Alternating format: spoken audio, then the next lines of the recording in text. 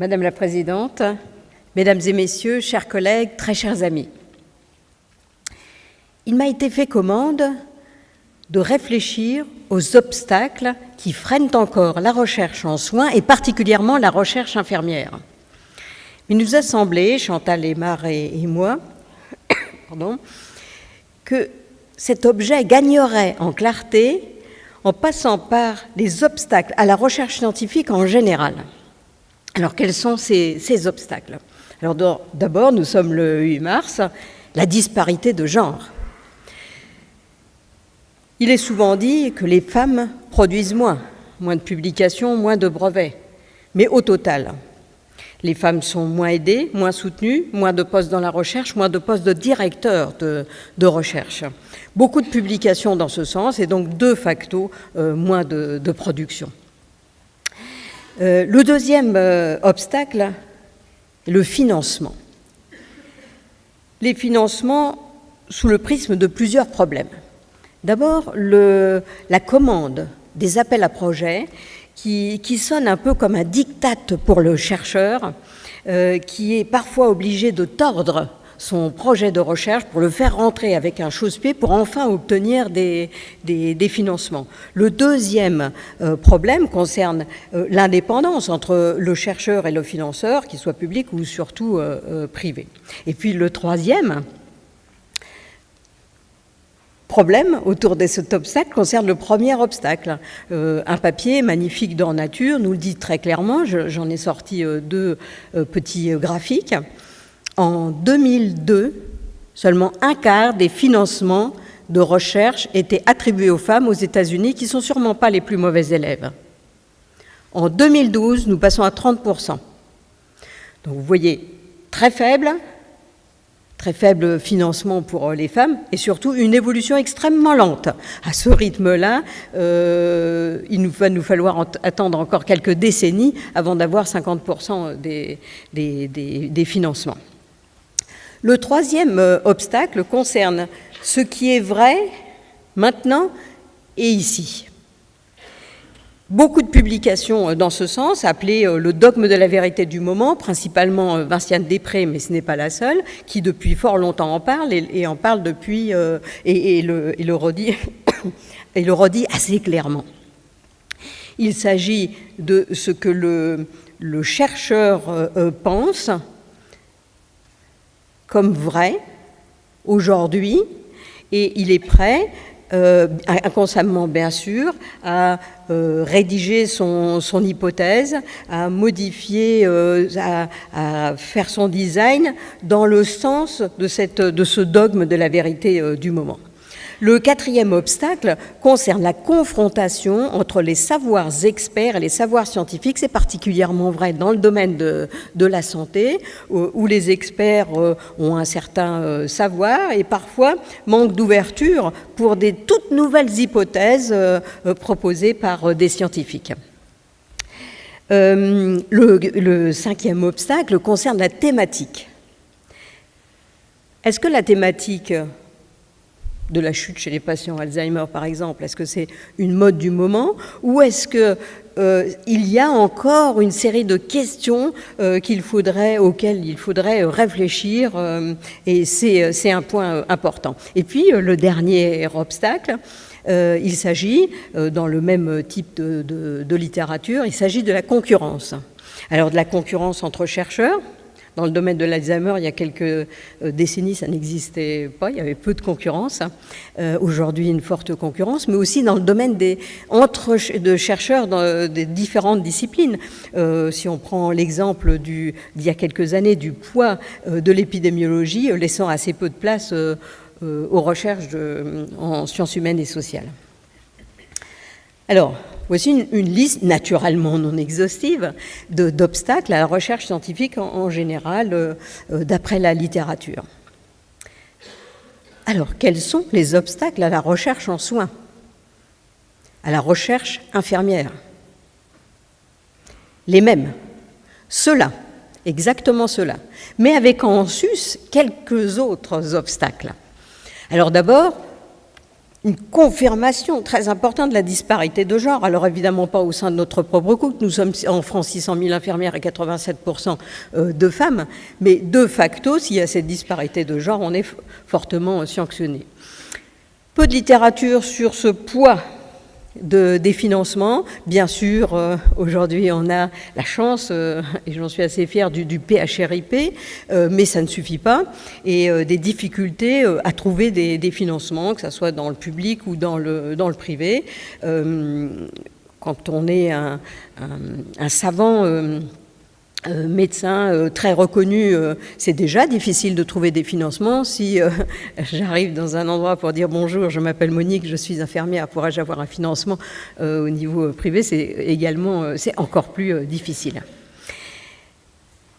4 autres obstacles qui ont été déterminés par un travail qui m'a été commandé par le DRCD de l'assistance publique Hôpitaux de Paris, qui ont pu être montrés grâce à une étude, un travail quantitatif, une étude qualitative avec 30 entretiens et puis la revue de littérature, avec des obstacles spécifiques aux infirmières. Le manque de temps. Les infirmières disent manquer de temps, elles sont à temps plein auprès de leurs patients, donc c'est difficile de trouver du temps pour réfléchir à des projets de recherche, pour préparer cette recherche. Le temps qu'elles prennent sanctionne l'équipe de soins qui est autour. Vous savez, vous avez dû entendre les actualités d'hier avec les flux tendus, mais aussi c'est du temps personnel, du temps pour préparer la recherche, et puis une fois qu'on est dans la recherche, du temps pour inclure. Le manque de connaissances, principalement pour rédiger. Alors rédiger le protocole de recherche, surtout le contexte, le manque de temps de connaissances pour rédiger des articles scientifiques, on ne sait pas bien le faire, ou pour rédiger un budget par exemple, ou le gérer. À cela s'ajoute un manque de reconnaissance. Si je suis infirmière dans un service de gériatrie, j'ai déjà mené un projet de recherche, pourquoi je m'investirais encore plus si je n'ai pas de retour de mes pairs, du service ou des médecins qui sont autour de moi, de l'institution, ça arrive assez fréquemment. En général, j'ai aucun retour. Donc pourquoi je vais m'investir ? Et plus encore, si l'infirmière en question a passé des diplômes, un diplôme universitaire, un master, voire un doctorat, il faut savoir qu'il n'y a aucune reconnaissance, pas forcément de nouvelles responsabilités, un nouveau poste derrière, ça arrive quand même, mais assez rarement, et puis aucune reconnaissance financière, bien sûr. Et puis le dernier point, c'est le problème des représentations sociales. Un poids qui nous pèse, le poids de l'histoire qui nous pèse, avec un Bourneville qui, il y a une centaine d'années, juste un tout petit peu plus d'une centaine d'années, disait que chaque acte infirmier est un acte de subordination absolue aux ordres du médecin. On a eu un tel homme en France qui a dit ça, qui a fait beaucoup de choses formidables et qui a dit ça et qui effectivement nous pèse, et ça nous pèse plus qu'ailleurs. Mais le poids actuel de représentation, qu'est-ce que représente une infirmière qui fait de la recherche? Et pour ses collègues, c'est parfois quelqu'un qui ne travaille pas, qui n'est pas au lit du patient et qui ne nous aide pas au lit du patient. Pour la hiérarchie, c'est un problème de reconnaissance pour l'institution. Et puis, pour le grand public, une infirmière qui fait de la recherche, c'est étonnant, le mot infirmière et le mot recherche. Donc un problème de représentation sociale. Donc voilà une série de 10 obstacles. Mais les infirmières ont l'habitude, la profession a l'habitude, et dans leur vie, elles ont l'habitude d'avoir des obstacles, de surmonter des obstacles, voire de s'en servir. Et donc il faut faire confiance aux infirmières. Mais il faut aussi les aider, les soutenir. Alors, quels sont, en une seule diapositive, les grands éléments stratégiques? On ne va pas voir les actions, mais les grands éléments stratégiques qui pourraient être mis en œuvre pour soutenir cette recherche infirmière. Il faut déjà la professionnaliser, s'interroger et apprendre aux infirmières à s'interroger. Est-ce que c'est vraiment de la recherche ou est-ce que c'est de l'évaluation? S'interroger sur la faisabilité, sur l'utilité sociale de la recherche et pousser les infirmières, cela a déjà été dit, à intégrer une équipe de recherche. Il y a finalement encore trop d'infirmières qui font de la recherche dans leur office, un peu comme dans leur cuisine. Développer cette recherche infirmière en trouvant des financements, par exemple des fondations pourraient monter des bourses, des prix, voilà, et savoir convaincre et apprendre aux infirmières à savoir convaincre pour se faire aider, pour trouver des financements, accroître la visibilité infirmière qui va changer permettre de changer les représentations sociales et naturellement augmenter le niveau de formation. Et enfin, universitariser, augmenter le nombre de doctorats. Bien sûr, il n'y aura pas 600 000 infirmières qui sont titulaires d'un doctorat, mais s'il pouvait y avoir plus que les 150 ou 200 que nous sommes aujourd'hui, forcément ça changerait un petit peu les choses en termes de représentation et surtout en termes de résultats auprès des patients, en termes de résultats de qualité des soins. Augmenter le nombre d'habilitations à diriger des recherches, c'est un point extrêmement important. Communiquer, c'est ce que nous faisons aujourd'hui et merci de nous en donner cette occasion. Et créer des équipes de recherche spécifiques, comme par exemple, on pourrait imaginer, il existe des équipes outre-Atlantique de recherche spécifique, par exemple en gériatrie ou en pédiatrie. On pourrait imaginer de telles équipes ici dans le domaine de l'Alzheimer. Alors, donc ces trois pôles très importants, professionnaliser, développer, universitariser. Ces points sont extrêmement importants. Pour finir, je voudrais mettre en tension deux idées. La légitimité et le conflit de discipline. Nous avons obtenu une véritable légitimité, gants bleus, une véritable légitimité. Grâce au PHRIP, bien sûr, mais pas seulement, aussi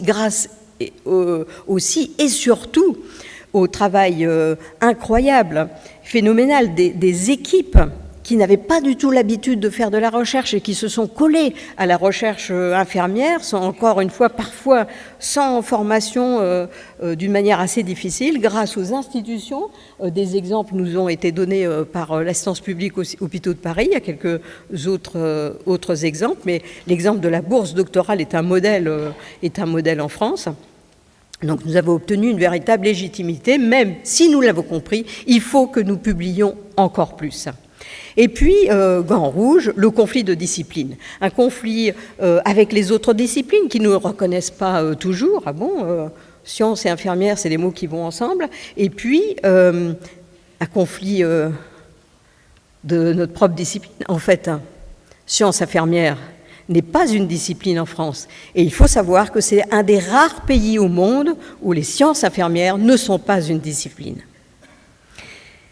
Donc il faut, pour lever ces tensions, pour lever ces obstacles, il faut communiquer.